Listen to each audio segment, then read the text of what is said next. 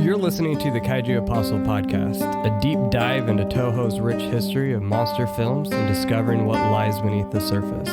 Whether you're a hardcore or casual fan, or somewhere in between, if you've ever thought there must be something more to these movies than people in rubber suits, then this show is for you.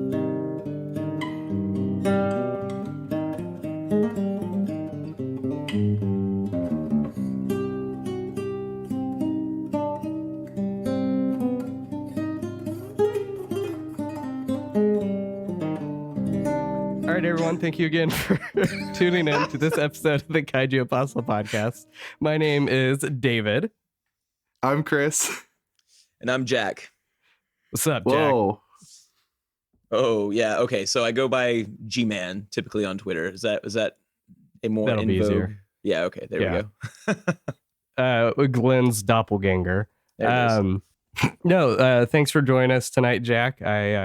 I feel like it was just inevitable that you would be the guest for this film. Which, before we get into that, if you wouldn't mind just sharing a little bit about yourself. I know you are a man of mystery, so feel free to divulge as you would like.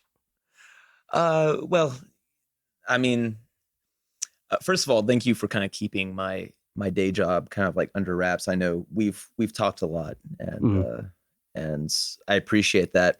It doesn't need to be that big of a secret, though. I am a track coach. I've been a track and field coach for the last 12 years, coaching middle schoolers and high schoolers. And over the last 2 years, I've been coaching college, as well as some gymnastics and CrossFit. So that's the day job. Before all this, though, I was in film. I was involved in film. I was on several film sets, a whole lot of music videos. And one particular film I don't even put on my resume because it was so terrible. So there's some mystery that I'll just leave with you. I was a film critic at a very young age, though. I've been writing for the last, I want to say 20 years. And I wrote for a lot of local publications. I wrote for a lot of websites that are now like gone, such as cinescape.com. And thank you for crossing for their demise. I appreciate that. It was for our audio listeners that I do all these physical actions. But if you did it on the shirt, we would have been able to hear it, right? That's true. Yeah. We've been able to keep up. But I bowed out of both. I stopped reviewing films because in the mid 2000s, they cut our word count, and I didn't like that. And I also didn't like being asked to write specifically good reviews for particular movies or bad reviews for particular movies because the publications were being paid off. Oh my. And I also didn't like giving movies star ratings, and I fought against that. So I left that completely. And I left the film industry because I soon realized that the only real way to move up was to step on someone else. And I didn't think I could sleep at night knowing that's something I would have to do to someone else. So I moved on to something I felt was more productive. I was very, very fast track runner when I was younger. And I kind of wanted to pass that knowledge on to the kids that I coach. And here I am. So, Yeah, and something you said there actually got me thinking. I mean, I'm not one for conspiracy theories, right? But I think there is something to be said about publications getting paid off for reviews one way or another. And I don't know if it's as widespread as some people would suggest, but it's definitely there, right? It's definitely not. It's not. People are thinking like the entire roster on Rotten Tomatoes are being paid off. It's not. It really isn't. They tend to go after smaller publications. Yep. Because where you wouldn't notice it. Right. They're the ones in need for more money, So. Oh yeah, like we would expect them to review better so they get more opportunities. So we wouldn't notice maybe. Something to that effect. They're not going to pay off a reviewer at the New York Times. Fair. But they might pay off a small kind of like art newspaper in a smaller city. Huh. So I appreciate you sharing that. And yeah, and my thing is, we're all online. We share as much as we would like to share. I think that's one of it's a catch 22 of sorts. Yeah. But yeah, I try to be respectful of that. So it's not like I tell people, that Chris is really 4'5" and has 3 arms. But I mean, I didn't say that. Okay, it was funny because like it was actually not that long ago, maybe last year. I was telling David how hard it was for me to get pants because I wear 28 length, even though I'm an adult. And he's like, "Wait, are you like 4 foot?" And it's like, "Wait, why?" Oh yeah, because I wear children's pants. You're right. I forgot about that. Yeah, I truly appreciate the sentence. It's hard for me to get pants. I actually remember where I was. I was walking out of the mall because I had just gone shopping at Johnson and Murphy to get some shoes. I was going to meet with a kid that I worked with youth group, and we're going to go see Captain Marvel. I remember that conversation. And I was at Target looking for aforementioned pants that I can't find. So, again, thanks for joining us, Jack. We're excited to get this gravy train rolling. But tonight, because I somehow screwed up the dates, we are discussing Invasion of Astro-Monster instead of Frankenstein Conquers the World, because that technically came out first. So I done goofed. But anyway. I am the innocent victim who had no idea that there was an order, let alone Frankenstein was in this list. Yeah, which I'm really excited for that one. I'll probably watch that tomorrow. It'll be my first time seeing it. But so yeah, we are discussing Invasion of Astro-Monster. It was released in 1965. I've got a plot summary here, and I'm going to try to channel my in a world guy voice as much as I can. So actually, no, I can't get myself to do it. Okay, so the year is 1960X. Humanity has discovered a 13th moon behind Jupiter. In a joint Japanese-American venture, the World Space Agency has sent 2 of their finest astronauts to explore the mysterious Planet X. Upon their arrival, they not only discover intelligent life, but also the presence of the dreaded Monster Zero, aka King Ghidorah. The Exilian commander asks the 2 astronauts to return to Earth with a proposal. Give us Rodan and Godzilla to drive off Monster Zero, and we'll give you a cure for cancer. Of course, things are never as they appear.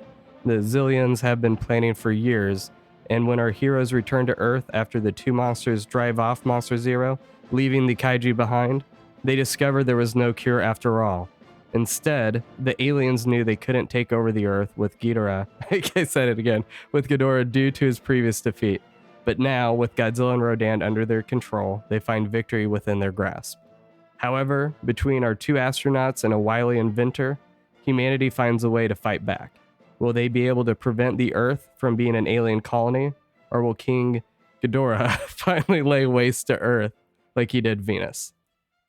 So, trivia-wise, going to kind of jump into one thing. This is going to be the last, really the last team-up we see with Honda and Tsuburaya and everyone else.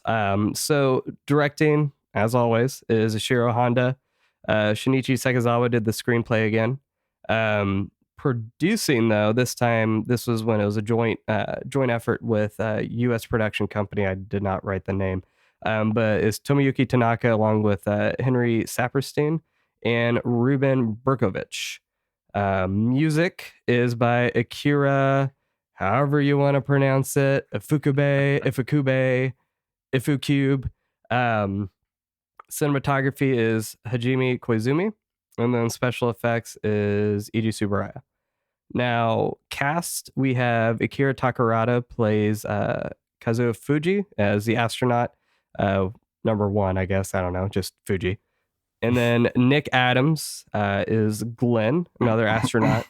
We have Kumi Mizuno comes back as Namikawa. She is the Zillion woman. Then we have Kiko Sawai. She's actually a new actress this time around. She plays Fuji's sister. Then we have Jun Tazaki as Dr. Sakurai. He plays the professor at the World Space Agency. And then we have Yoshio Tsuchiya is the controller, or if you want to say commandant of Planet X. Kiro Kubo plays wow, I just lost track here. Tetsuo Tori. He's the inventor. And then we have Yoshibumi Tajima. He is a unnamed military official. He wasn't given a name. Haru Nakajima is Godzilla. Masaki Shinohara is Rodan. And then Shoichi Hirose is King Ghidorah. All right. Trivia. I love knowing that this film actually pissed off Ishiro Honda to a certain degree. So That's fun trivia. Yeah. So, everything in the biography is leaned towards him being really patient and diplomatic, right? But Ishiro Honda's son, Ryuji Honda, said when they made Godzilla do the Shia thing, when he jumps up in the air and does his little dance, I knew how pissed my father was. He didn't say a word, but he was beyond angry. And it's really reaffirming the fact that these films are going away from I don't know, like Honda's always had a very artistic vision, and obviously he tried to rein that in as much as he could with this film, but I think it's very obvious why Honda isn't involved in the films as prominently from this point out. Mhm. That also includes the fact that this is the first Godzilla film that we actually start seeing stock footage. So it allowed the budget to be lower, but fans noticed, right? So you have that scene where Rodan comes into the town and starts crashing in. Well, it's stock footage from the first Rodan film, right? You go from design to design. It's very obvious if you're paying attention. So, he's on notice saying there's criticism that special effects movies were no good anymore. A good movie cannot be made this way. So this period is a sad part of our history. So yeah, it's unfortunate that that's becoming more prominent now. As we'll see in All Monsters Attack, I think it can be used creatively, but this was just cutting corners, right? As for the Zillions, we have Tsuchiya. So he suggested that the hand movements should be added in, and then him, along with Honda, they crafted that new alien language. So apparently it was a combination of French, German, and then there was a satirical, I guess, book or essay from the 20s called Kappa, and the language from that, it was combined with all that. And then really last thing I had was, like I said before, this was one of the last Honda Tsuburaya genre films, but it was officially the last Honda and Tsuburaya genre film to make it into the top 10 domestic releases. So, I mean, progressively from here on out, box office was a little struggling. But yeah, Jack, I know you said a dossier prepared for some stuff. So do you have anything to share here?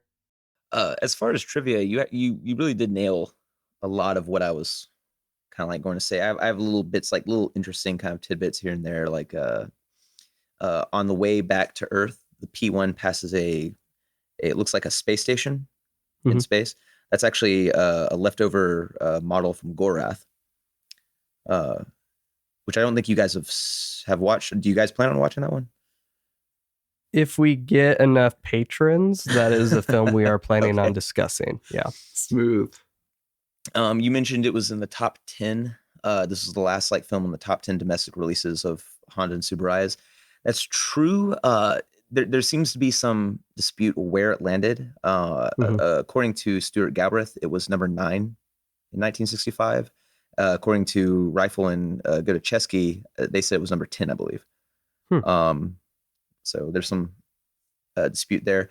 Eiji Tsuburaya, he won his 6th and final Japanese Motion Picture Technical Award for this movie. It's kind of the special effects award, sort of like the Academy Awards, until they were replaced by the actual Japanese Academy Awards in 1978. And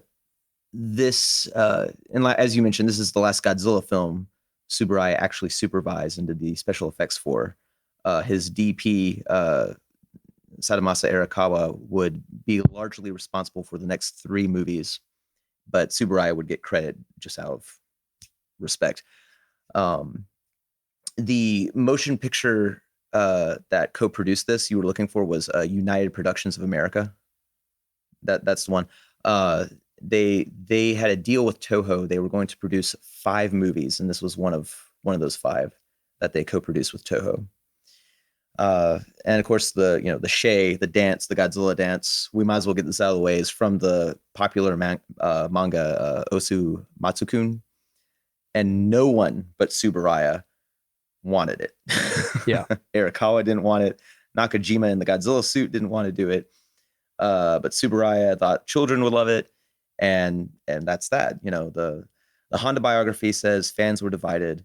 Rifle's first book claims as much as Honda hated it, he still like snickered at it in a early cut screening. And Ragoni's book claims it was a massive hit with audiences. So whatever the reality is, there's no denying the movie is pretty bonkers and very pulpy anyway. So it kind of fits. There was a 6.5-foot Godzilla foot used to smash much larger detailed miniatures for close-ups in the film. Something that works a lot better than the life-size Godzilla foot used in Return of Godzilla. And this film features the least amount of screen time for Godzilla in the entire series. He's on screen for 5 minutes and 43 seconds of the film. That's 6.1% of the entire movie. And it's one of the best. Yep. Yeah. I was wondering about the foot part though, because so I watched it twice as I try to do, right? And both foot? times, yeah, I watched the foot. I'm not Quentin Tarantino. But no, like that was just something that stood out to me though, where I'm like, the miniature work in this movie was great, even on Planet X, right? King Ghidorah's gravity beams, the explosions and everything looked great. But yeah, those scenes where his foot comes down and crashes in through the houses, I was like, this looks really good. And I was wondering how they did it. So that makes sense. This is a 6-foot foot. Okay. It was a stomp of approval. See, you worked it in. There you go. We'll share that picture on the Twitter page. I found some like little bit of Godzilla history that I like. Since I don't know Godzilla history, I like it, but I don't know. I think I can remember one question. The other one might come back to me. But you guys had mentioned the Mysterians earlier. Mm-hmm. Does it, and I didn't ask this ahead of time, so you guys don't have any time to prepare. But just thinking like the 60s with the Mysterians before, and then Star Trek is coming up. Was there like a big sci-fi alien push in the 60s in Japan? Or was this kind of like a one-off thing? Or was it kind of the zeitgeist of the 60s? I think just in general, science fiction was a rise in science fiction in general was what's being pushed. Okay. Not simply like aliens and whatnot. Because you got to think even by the time Mothra versus Godzilla came along, there wasn't really a Godzilla series yet. It was just Toho's science fiction and fantasy series. Mm-hmm. So I would assume that's all kind of lumped together in one big, the Godzilla, the space operas, the other kaiju, the H-Man, all that stuff. Sure. Yeah, because he had Battle in Outer Space, and then there was another one I felt like Gorath. Gorath, I guess. Yep. So yeah, it was just kind of already part of it. But yeah, I mean, so before we get into the thematic elements, I mean, Chris, obviously initial thoughts before going into it, and then just kind of your initial impressions. Like, where did you think we were going with this film? Well, just broadly, I think I've definitely heard the name of this movie before, but I didn't ever know it was part of the Godzilla franchise. So when I saw that it was the next one, I thought that's kind of an interesting little bit. It's interesting to see how many movies that I've heard the name of that turn out to be Godzilla movies, I guess. Because they don't have Godzilla in the title or in the movie sometimes. But yeah, I thought So I mean, just for full disclosure, David warned me ahead of time that this would have less Godzilla than any other one. But man, did it make it worthwhile whenever he would show up. Because he didn't like judging, I can't remember, maybe 2 or 3 movies. We've seen like this shift where Godzilla himself is becoming a lighter, more child friendly hero character. And then we're kind of seeing all of the monsters get a little more friendly, and then they kind of lose that like terrifying kaiju element. So now it kind of made it like when he showed up, there's a sense of mystery kind of restored. And I don't want to talk about this like Boba Fett in the 90s was so BA, but now he's a child, so we hate him. But like there's a little more like sense of urgency, a sense of weight when he would appear. And I really appreciated getting that back. And when we talk about like the movies being about the human characters, there was just so much that was just put front and center here. So I really appreciated seeing the characters like reevaluate the themes that we've been coming to explore, but not in like just rehashing them, but like challenging them now with, we'll talk about this in a sec, but like introducing a little bit of the skepticism and how far can the military go? How far does scientific progress go? Because scientific progress got us in some of this mess. So it's really interesting. We're still seeing the franchise kind of evaluate its own themes, and I love that. Movies like this, and I'm going to stoke the flames a little bit. Last Jedi, when they go back to the themes, the core, and ask, why is this the core? What does it mean for this to be the core? That was really interesting. Yeah, and I'll agree with you there. I think even later in life, Honda mentioned that he wished Godzilla would probably stand for something else apart from, nuclear warfare, right? But ultimately, I think when you set that foundation and that's where the film starts, even if you start looking at new themes, there still has to be reverence for that, right? And we see that, and we'll get into that. So it's not like we're watching a film and all of a sudden now Japan's just like, yeah, we'll just go ahead and nuke, the SOBs, and there's no ethical dilemma at all, right? So it's not like Godzilla has to necessarily stand for the same thing, but that foundation is never removed. So you can explore new things, but it's still within the same framework there. So yeah, I shared that with you just because I didn't want you to go into it and be like, wait, what's happening? Like entirely am I watching the wrong movie? Yeah. So well, this was like, sorry, but this was one of the first ones that doesn't open with like a press conference or exposition dump.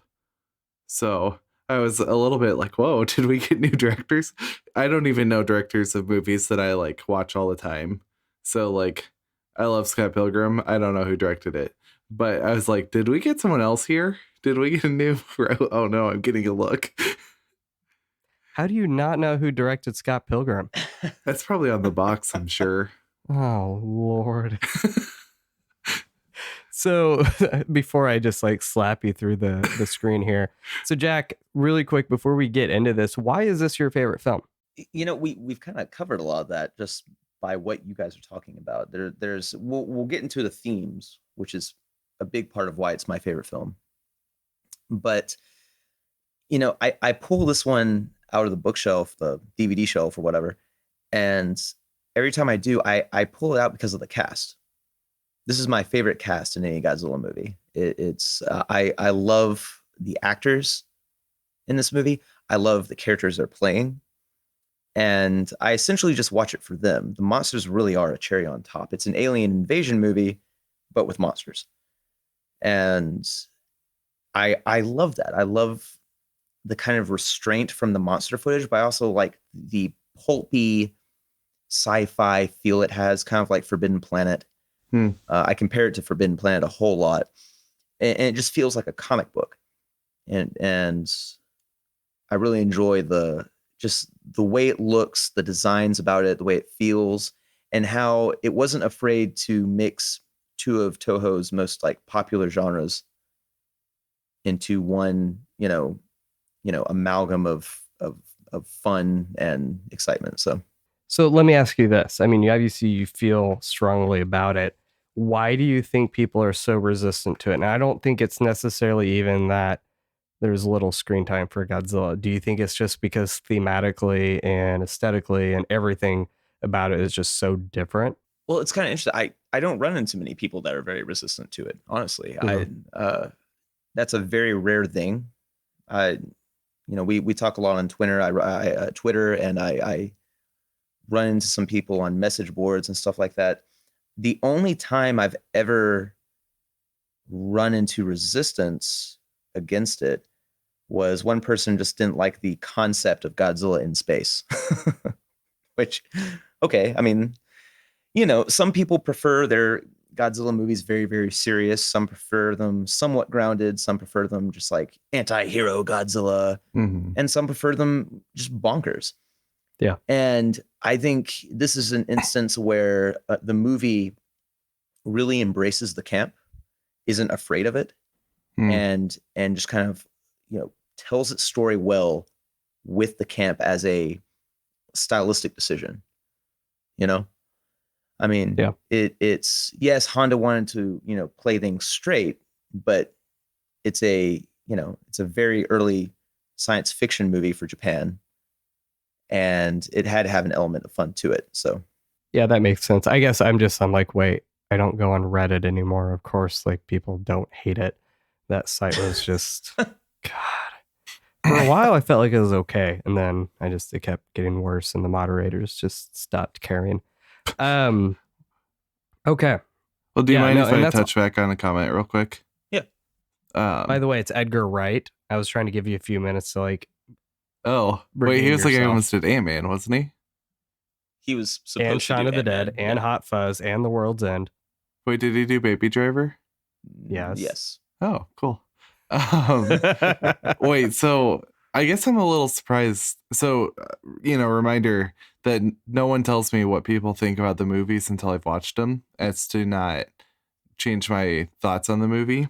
Mm-hmm. But I'm surprised that this one is like kind of the one that people don't like. Because if it's a tonal shift, we've already seen the tone shift.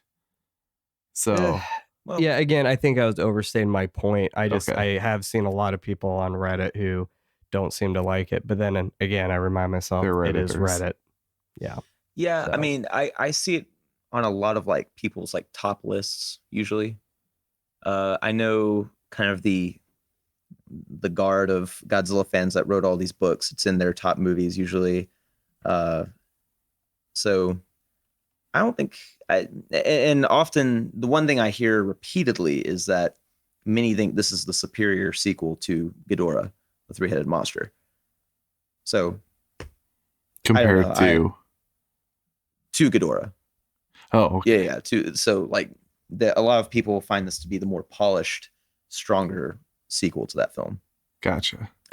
See, and I would actually agree to that. So here's the thing, though. I was looking at this earlier, and I've got to remind myself how Eric from Monsters vs. Men rated this. So out of 15, it was number 8, which isn't bad, but he did put it underneath Ebera. And I like Ebera, but I don't know how I feel about that. I don't. Hey, I just listened to your Space Godzilla podcast with them, and I don't know how you rated it above a goose egg. So yeah, well, the thing spoilers. Yeah, the thing is with those films, I mean, like I think a 3 is probably about as high as I'm gonna get for the most part, 3.5 maybe. Is Space Godzilla the one with the diamonds? He's the uncut gem. You're not gonna tell me. Wait, I have one more comment. So remember when Jack, you were saying like, or G-Man, you were saying like some people like their Godzilla campy or some like it serious. I like mine to be written and directed in 1998. Continue. Do we kick him off now? Is this where we? Yeah, I know. Every time we do this, there's at least 6. Like I'd say probably 6 instances for me, and then I can't think of how many he's thinking about me. So how many times I'm thinking about you? Yeah, wanting to kick me off. Oh. Well, I mean, I know you think about me all the time. So. Hey, it's been half an hour. Should we talk about the movie? Yeah.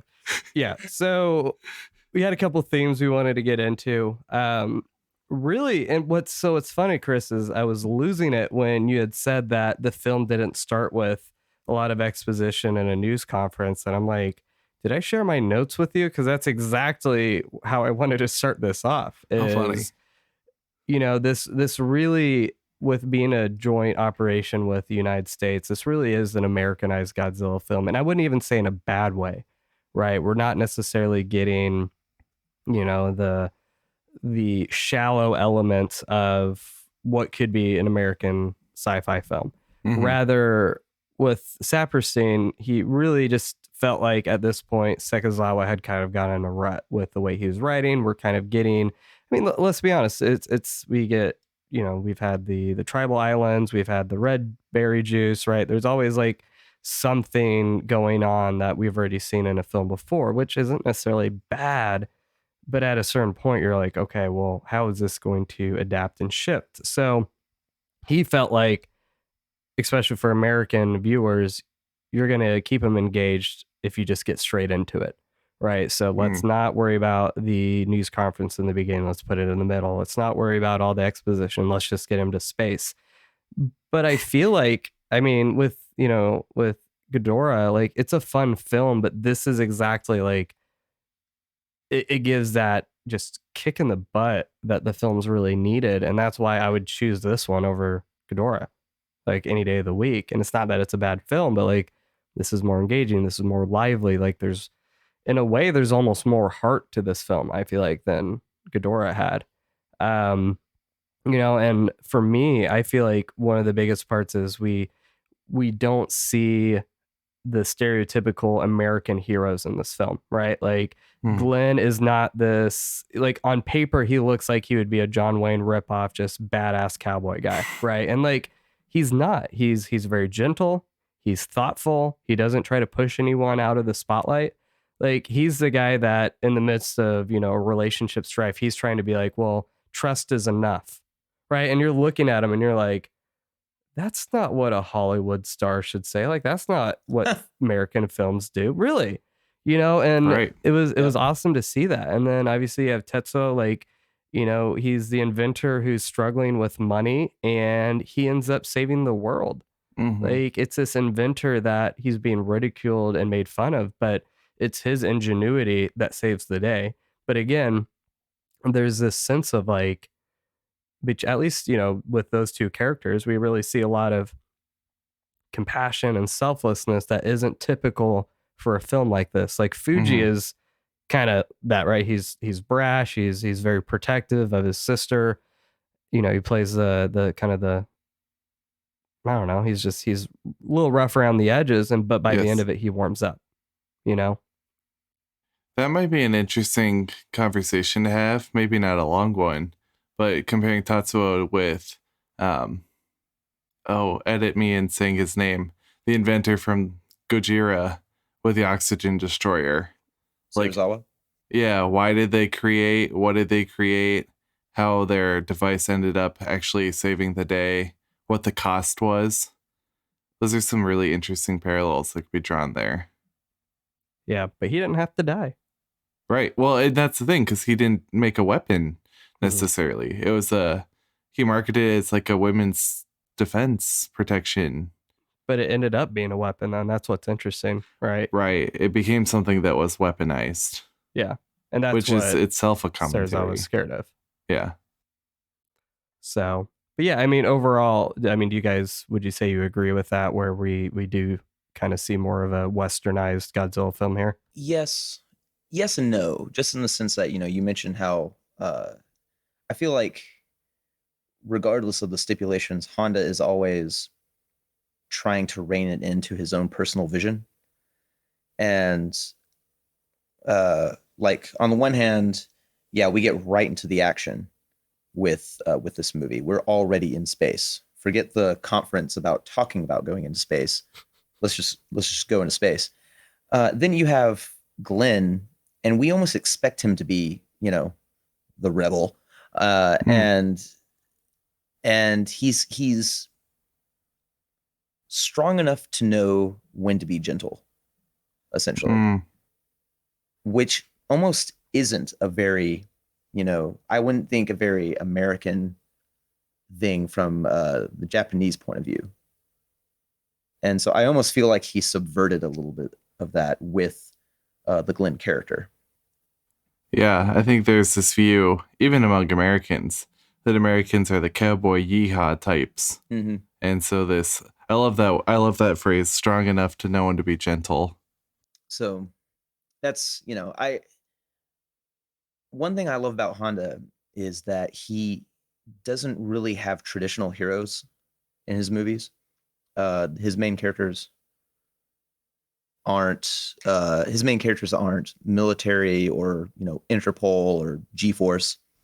Mm-hmm. I read this article about Game of Thrones one time trying to argue for biblical comparisons in the series, and one of the arguments was that all the heroes were not kings or honored knights. The heroes were dwarves and bastards and cripples and the dishonored and the unlikely heroes. And Honda's main characters or heroes are scientists, reporters, and in this case, explorers, traders, nerds.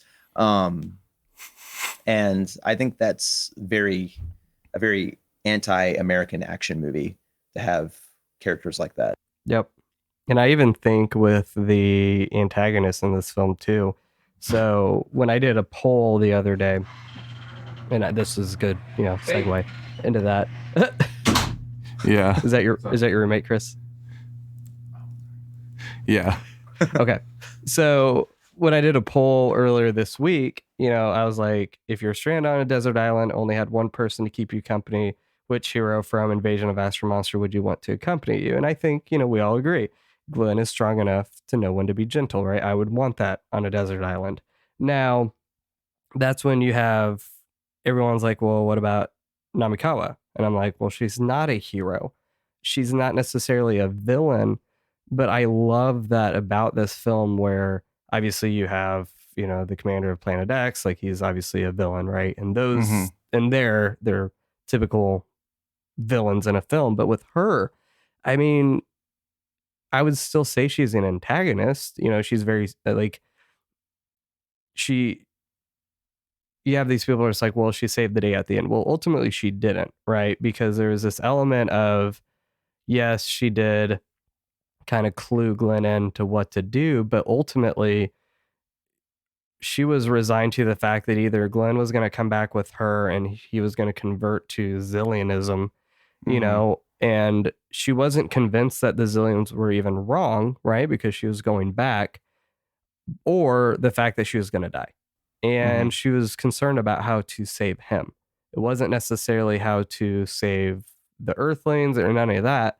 So, like, she's a very sympathetic antagonist, right? She was programmed a certain way, but she ended up developing feelings. But there's that complexity there that even now I feel like we struggle with in cinema, right? That's why I think so many people loved Parasite, because there weren't black and white, good and bad people. There were nuances to both sides. So by the end of it, they're like, well, y'all are all screwed up, but like you still had sympathies for their motives and their actions. Mm-hmm. That's a good point. Well, and that's maybe where Parasite does really well in framing it as capitalism. No matter who you play off, or no matter where you are, playing into the capitalist structure turns you into a parasite. And it could be why rich people still really like the movie, despite the fact that it's clearly not in favor of them. Yeah. Yeah. I mean, at a certain point, everyone's being oppressed by someone else. So I think we can all kind of resonate with that. And, even in that capacity, I've seen a lot of people say that, but then I'm also like, not every single actor or actress uses their money. They don't squander it, right? I mean, I would say just because someone's in that position, I mean, I have my issues with capitalism, but I'm not going to tell someone to just give up everything they have. So it's just, there's a lot of nuance there. So there's been a bunch of virtue signaling today that I've just kind of had to ignore. So yeah, I mean, getting into the changes here in the film, and this is where I'd love to hear your thoughts, Jack, is not that I don't care about you, Chris. I need to clarify. We really see a shift here, and this is where I made the comparison with the Mysterians, is there's a skepticism here towards science and scientific progress that we haven't seen in a Godzilla film, right? Everything so far has been very staunchly put your faith in the scientists and the professors and the inventors. But now there's almost this element of maybe we're too trusting about our choices here and what we strive to do in the name of progress. So, where do you feel like Honda was going with this? You know, it's a theme that's there. It's a theme I haven't like researched a whole lot because there are other portions of the movie that just kind of pull me, other themes about the movie that pull me in. But I do see the comparison with the Mysterians that you're making there. He was very clearly, there was a very clear warning sign that the Mysterians had just hung around the movie, because the technology that the Mysterians had, ended their world, and they're bringing it to Earth still with a chip on their shoulder, essentially. Here we're watching the Zillions.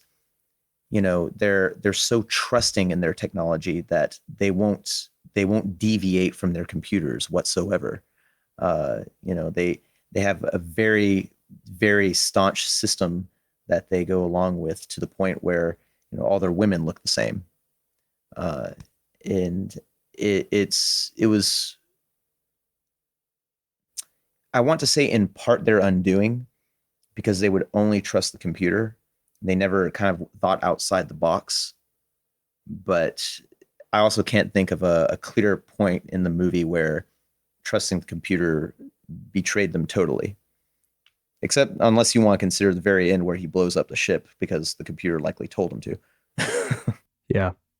Yeah, and I really do want to hear, some things that you feel like this film, I guess, that you're gravitating towards, space pun intended. But, you said something there where you're just like, you're so focused in on something that you're unwilling to deviate, right? Mhm. And that really makes me think of a lot of the conversations I have with Christians, where we have this idea that, the Bible is the word of God. This is what I've been taught. And we're unwilling to change our views about this because we think that if we don't hold to this idea of what the Bible says, then we're going to go to hell. Like, it's not like even I may not be as successful in life. It's this like straight up, like, we will not succeed if we don't do this. Mm-hmm. And that's what's so crazy about the Zillions here, is if they would have actually looked at what was happening, they may have been able to reassess. And it's not that I'm saying the Bible's flawed in the way that the computer calculations were, but I think there's times where, as Christians, like, we get so conditioned to a certain way of thinking that we don't realize how much we need that perspective from the outside, right? And so it just kind of got me thinking of, like, in my own life, I've held on to these ideas that if I would have kept going, I would have, like, I don't even want to think of the road I would have gone down, right? So there's definitely an element of, as humans, we have a tendency to be very hard-headed and dogmatic. And I guess technically Zillions can be that way too. It's not just humans, but that's just part of who we are as humans, right? We need to be humbled. We need to work together, and that's what we see with our protagonists. Is it actually took, when they come back and they're freed from, Zillion jail, Fuji's like, what are you doing here to Tetsuo, right? And it's like, hey, he's the one who's here to help. Like, he had to take that step back and be like, okay, I actually need to listen to someone else. Maybe he's got an idea. Well, there's if you want to pull out SAT word, the epistemological values of, like, what's the epistemology of knowledge? Hey, we're a family-friendly podcast. You can't say piss on here. Oh, sorry. The P-tomological. But, like, the way we approach faith compared to the way we approach science, where we forget science is not value free, it is biased. Like, if not in its results, why this experiment instead of this experiment? Why this scientist rather than this scientist? Why do the men look different? Why are all the women the same? It might be a good question there. So That's such an interesting point where they approach the computers as the end all be all it knows, but then it portrays like human relationships as messier. We have to like trust and get to know each other.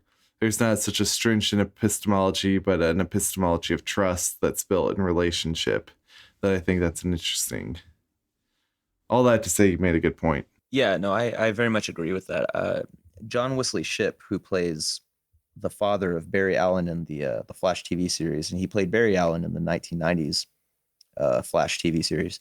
His father is a pastor, and he said something to me once that I was just blew my mind. He said, if you're taking the Bible literally, you're not taking it seriously.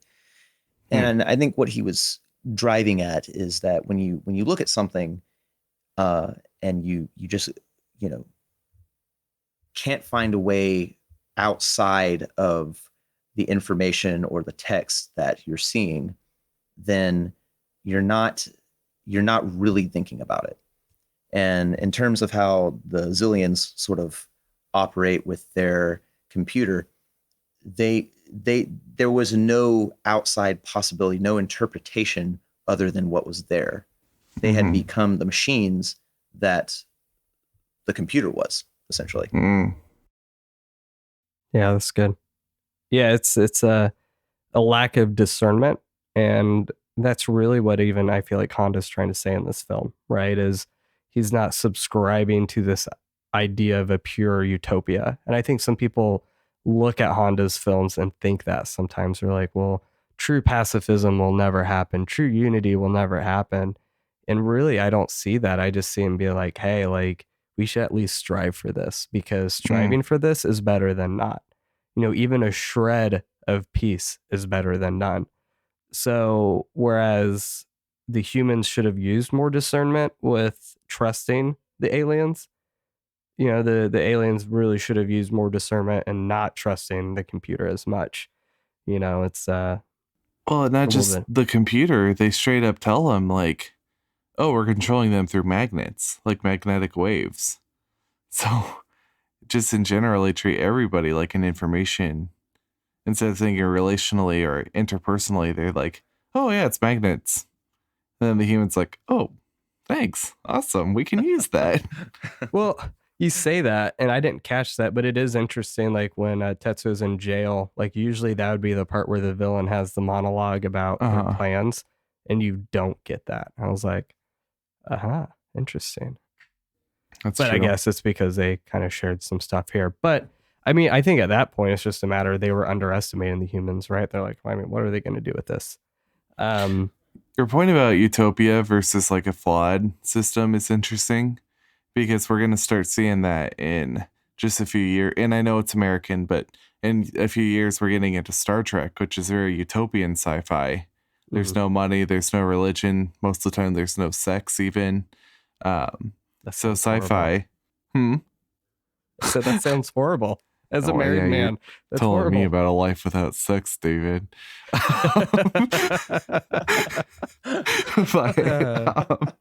thinking I'm not editing that out, by the way. We're all adults here. We can talk about it.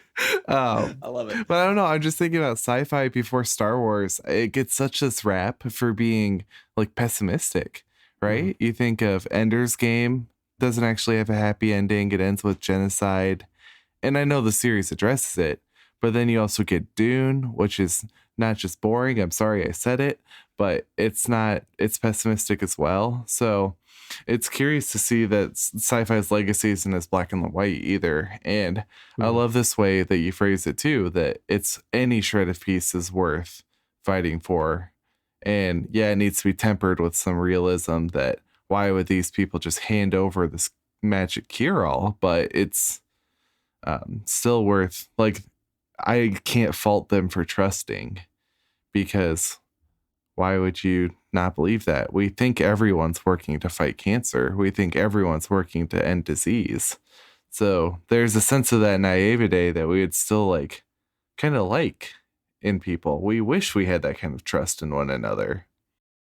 Yeah. Well, before we get to the next topic, you said something here that reminded me of what I just said, which reminded me of something I just saw the other day. It was a G.K. Chesterton quote that was co-opted. So the actual quote is, "The Christian ideal has not been tried and found wanting. It Mm. has been found difficult and left untried." But someone took that, and instead of the Christian ideal is the peace has not been tried and found wanting.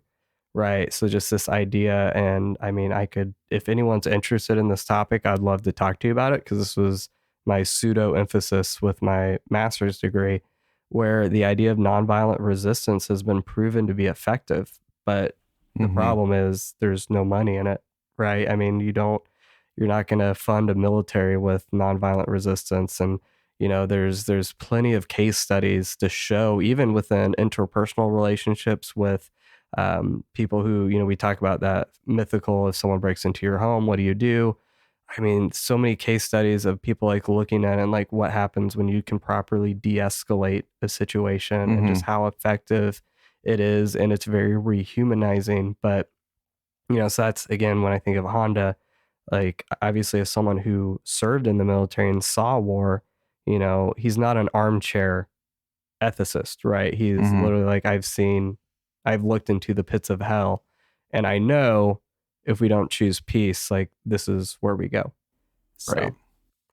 So, um, in that light, though, I think something that really this film tries to capture on is the idea of, like, to what end.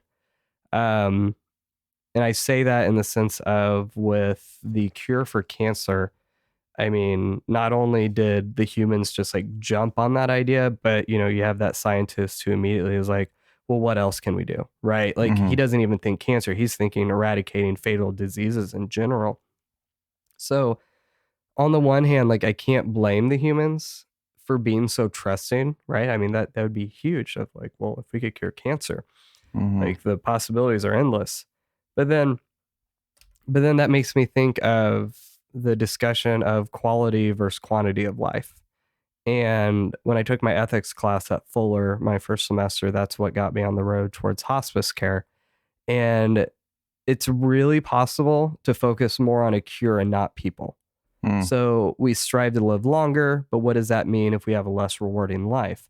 And how do we even define a successful life, right? Is Mm. it by the years lived or what's done with your life? So we see here that desire to end suffering actually brought on more suffering, right? The logical conclusions of, hey, these are aliens. Like, we've already had an alien monster destroy part of our town. Like, maybe we should think this through. Maybe we should do well, I guess, Glenn's like, you can't always do a background check on the people you date, right? But maybe we should have done a background check with these people before we just commit to like making an agreement with them, right? And the fact that they showed up before that agreement was even made, that should have been a telltale sign, like, this isn't what we need to do.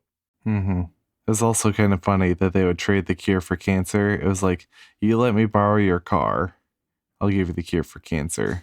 If your car was a giant radiated dinosaur. You don't know what I drive. My other car is a TARDIS. Sorry if your car Sorry, I has had that to. bumper sticker. Yeah. But, and it's not just the cancer too, it's the element of the nukes, right? So Mm-hmm. I feel like this is the first film where, even as a pacifist, like, I could understand why someone would want to use nukes here, right? You're like, oh God, we're getting invaded. Like, if we don't do something about this, it's not just like Tokyo, like, it's our entire world is going to be Mm-hmm. enslaved.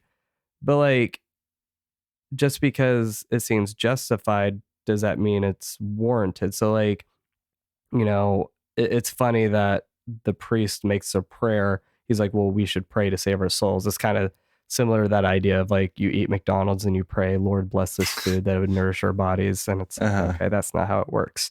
But at the same time, like, it's still framed as not being a good choice, right? It just seems like there's not any other solutions.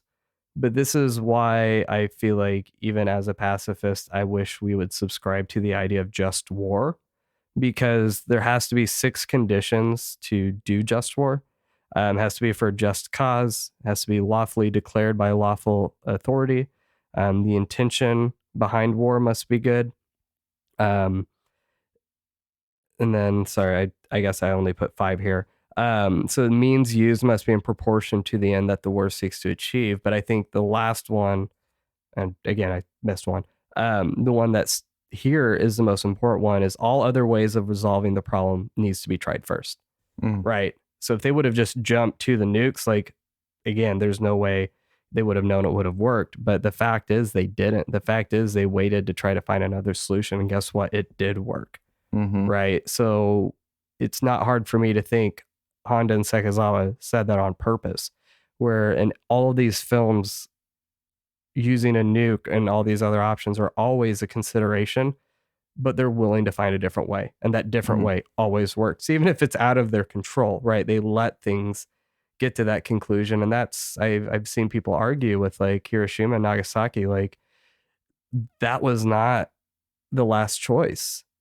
There could have been other, like, there's so many other things that could have happened first, right? Mhm. So it's just interesting, you know, again, to what end and all of this, like how, at what cost is it for us to agree to progress in life in light of like what this, so we could choose to use the nukes to destroy the exilians, but like we talked last time, what does it say for Japan to use nukes? Like what does Mhm. that say about their acceptance overall, especially with their history with it? Right. Okay, so now that I'm done with my sermon here, Jack, so you said there's a couple other themes that you've been pulled towards. So like what, how could you enlighten Chris and I? Well, Me and first of all, Chris. I mean, that whole spiel you just did, my jaw is just kind of hanging open. I'm like, wow. I'm still trying to absorb all of that. Like, it's hard to like, you know, have a conversation after all of that. And I felt that was just all very thoughtful. Um, but wow, hold on, let me shake my head here. And I really wanted to kind of like dive into things that I haven't talked about before regarding this film.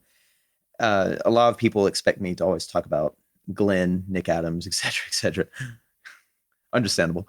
But I really want to focus on Tetsuo Tori and his Lady Guard and what that means for the themes of this movie and science fiction in general. Because you two have been kind of beating around that a whole lot, but I think there's a lot of meat there. And I kind of want to start with just Akira Kubo, who's just a great underrated talent. You know, he's excellent in so many others. He's been in Throne of Blood, Man Tango. Yeah, that's right. I listen. Shoot. You'll see him in Son of Godzilla. He's great in that. Destroy All Monsters. So here, he falls under Honda's general version of heroes that I spoke of. He's just an inventor trying to get by and marry his girlfriend. Oh, and impress his girlfriend's brother.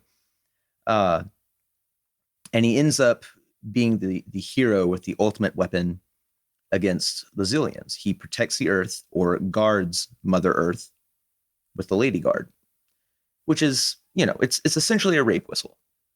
Mhm. Is what is was built for. And there's a couple of big, two big ways to take the inclusion of that device.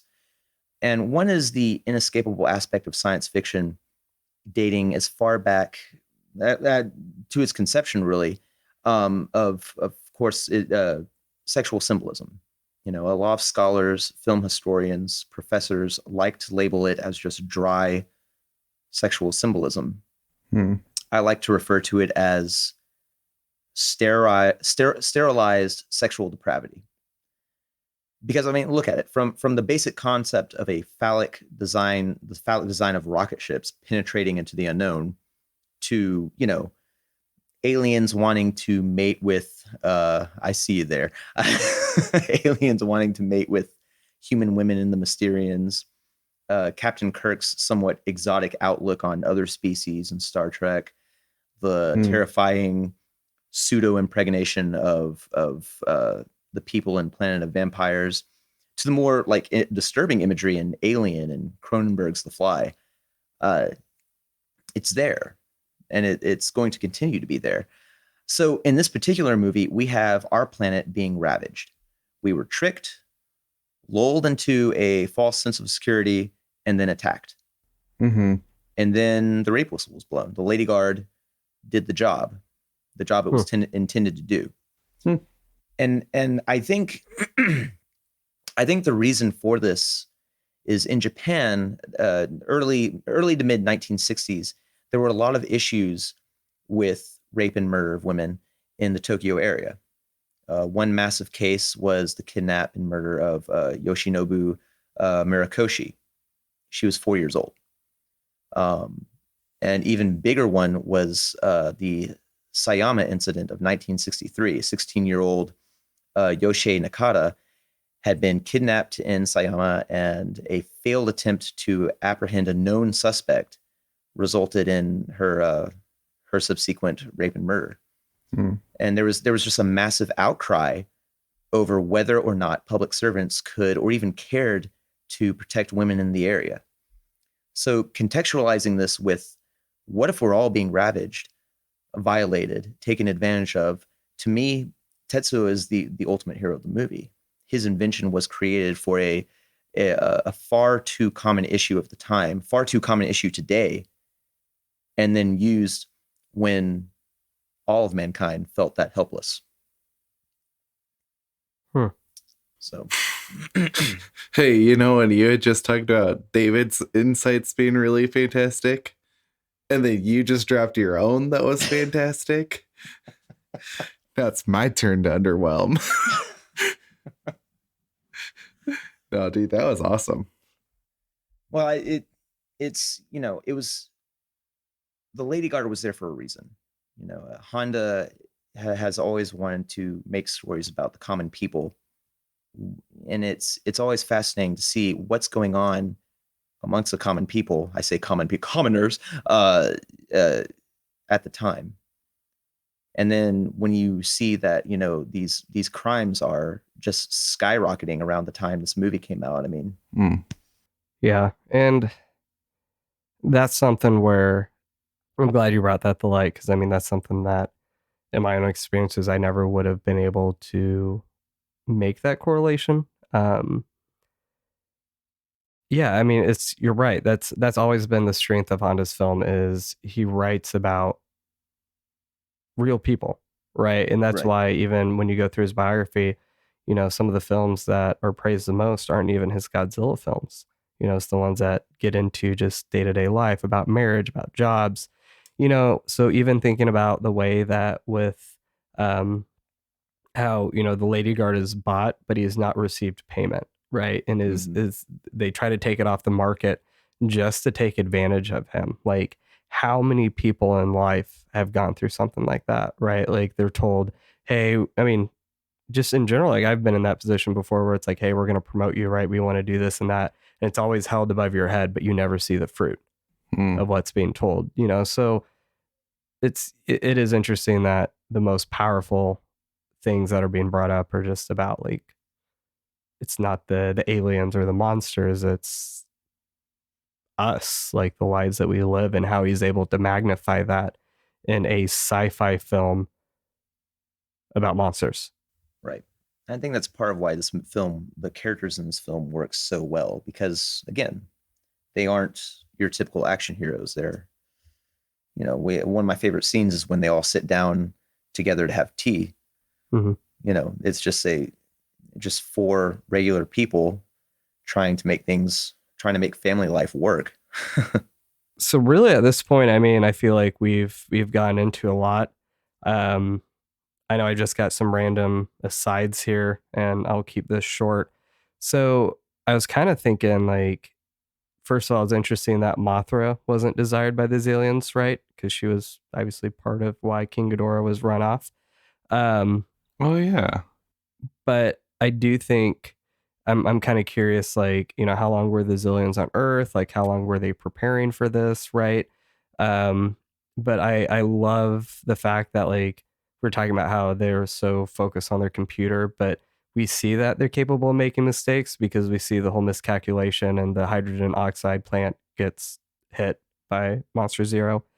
Um, but I'm kind of wondering if, like, maybe they were the ones behind King Ghidorah in the last film, right? Because it's clear that, like, they knew the whole point was to get the monsters off so that they could bring them back and control them and stuff like that. So kind of, I wonder if there's any correlation there. But first of all, the boat explosion was absolute overkill, and I'm here for that. That was the best explosion we've seen in the series. But my favorite part in the whole film, and it's silly for me to say this, but when Tetsuo was like, he said he'd stand on his head if anyone bought my invention. He'd better start practicing. And immediately it cuts to Glenn and Fuji, and they're upside down, as if they're standing on their head. And I'm like, oh, that's funny. Oh God, that's great. Like, just things like that. I just love this film. Yeah, that's awesome. There were a lot of great cuts like that. I also like there's a shot with the P1 going through space, and then it cuts to, a wall of stars, but it turns out it's just the wall on the restaurant. That Tetsuo is a great match cut. Yeah. And that's the kind of stuff that, like, if you don't, and I don't know how much of that it's missed in dubs for these films, because we've been going through watching the Japanese versions, right? But that's the kind of stuff that if you only watch it as like, how can I get immediate gratification for the action, like, you miss a lot of that, right? Like, budgets may have been low, but the people working on these films were far and beyond like some of the best in the industry. Oh yeah. Very talented and resourceful. Yeah. All right, so this is a good time for us to transition into questions this week. Thank you everyone for providing these. So since we do have 3 hosts, I figure we can alternate, make this fun. So if you could go ahead and start, Jack. All right. So Vineet on Twitter asked, how should the legendary Monsterverse bring back the Zillions? So for the rules here, if you ask a question, you answer first. Okay. And then Chris, you'll go, and then I'll go. I think they need to bring back Charles Dance. And like at the end of Godzilla versus Kong, he just needs to put on the glasses at the tail end and contact outer space just after the battle. I'm here for that. That would just be someone tried to convince the world that Charles Dance was a Zillion in King of the Monsters. And I'm so disappointed that didn't happen. Which, Chris, I know that means nothing for you, and I'm so sorry. Well, that's all right. I know what a Zillion is. Yeah, there we go. So, do you have an answer? I do. Okay, here's my thought. King Kong versus Godzilla, right? The 2020 classic movie, 100% fresh and Rotten Tomatoes comes out. And one of the characters complains about his corns. All right? The Zillions say, let us borrow your monsters for a week, and we'll give you this potion that gets rid of troublesome corns.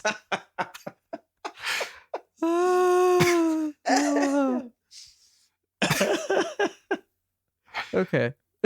I mean, you can't top that. Adam Wingard, like, what are you doing here? We need reshoots now. Hey, they've got plenty of time. It's already been delayed. Yeah. Oh, I remember I freaked so many people out when I was like, I bet they're just going to release it on Netflix like the Cloverfield Paradox. And they're like, they better not. Yeah, don't tell that. Don't say that out loud. Oh, I did. Too many people take that seriously. Yeah. See, I don't even care. I'm just like, whatever you need to do, like, bring back the Zillions. It would be awesome. Yeah. I'm here for that. I mean, I'm not sure. going to see it till 2022 anyway, so. Yeah, good point.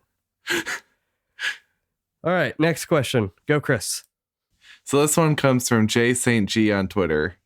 The famous debate, which is better, Ghidorah the three-headed monster or the invasion of Astro-Monster?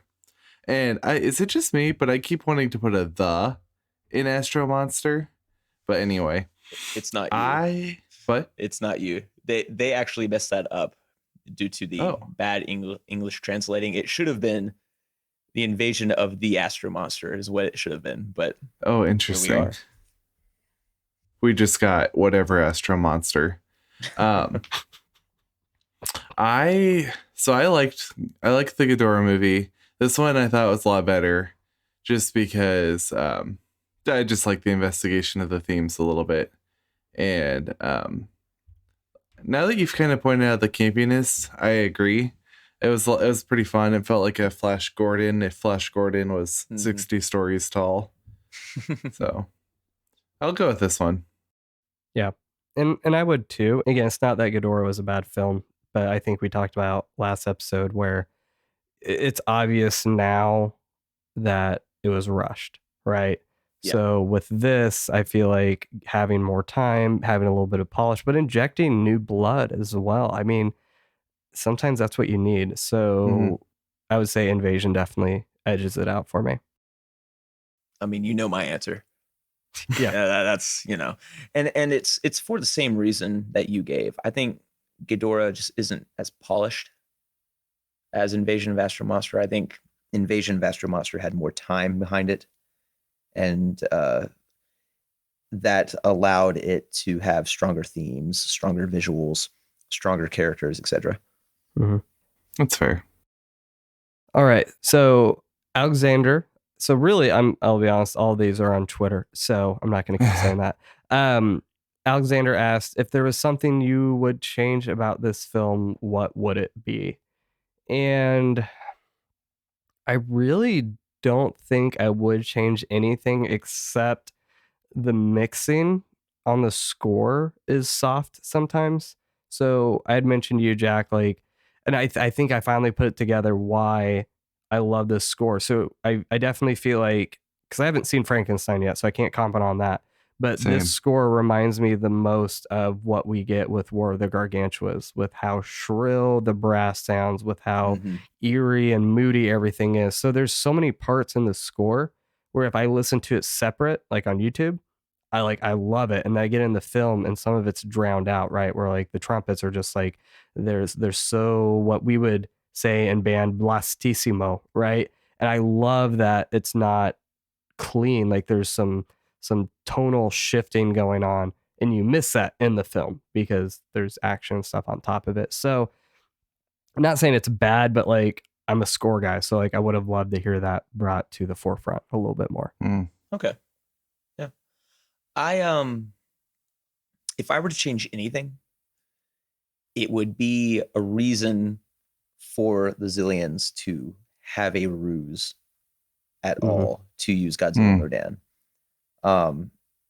Because why did they need to ask permission to use Godzilla Rodan if they already knew where they were? What's the point of the ruse? Did they want Earth to confirm where they were for them? Did they want to bide their time and make sure the Lady Guard was taken care of? I mean, to be fair, it doesn't bother me too much. It kind of reminded me of The Dark Knight, which is a great movie. It's one of my favorites. And while this isn't particularly a whole, it's a little hard to buy that the Joker staged a very elaborate car chase just on the whim that he'd talked to Batman in a police station where he also had a staged person bomb to help him escape. I mean, that's a lot of things going right for the Joker. But you know what? All the moving parts, the actors, the characters, the tone, the visuals are working so well that I didn't notice how unbelievable all that was the first few times I saw the movie. Likewise, everything else works so well in this movie that the plot hole doesn't bother me, but it would be nice just kind of nip it in the bud. Yeah, I think when you bring that up, I probably filled in some of that myself. And that's not a bad thing necessarily. No. Movies don't need to hold my hand. But having you say it out loud, I am starting to kind of come on your side. Well, I mean, it doesn't bother me enough that it totally distracts. It didn't distract me because it didn't dawn on me for years that was a plot hole. And the reason for it may have been more due to the climate of the time anyway. We have companies being used as a prop by malicious states. We have enemies procuring weapons. Godzilla's radioactivity is said to be growing in this movie, and our enemy takes him as if they took, our schematics for a weapon that proved itself against their weapon, King Ghidorah. They're posing as one of us in our society and culture. The space race was underway, and we have rockets flying to distant planets. This is the Cold War through and through. And once the Zillions were confident they had enough weapons of mass destruction, they attacked, they struck. So I think the reason for the ruse was basically just to play on the Cold War themes of the time. But and that works. But I just wish there was more of a reason. Sure.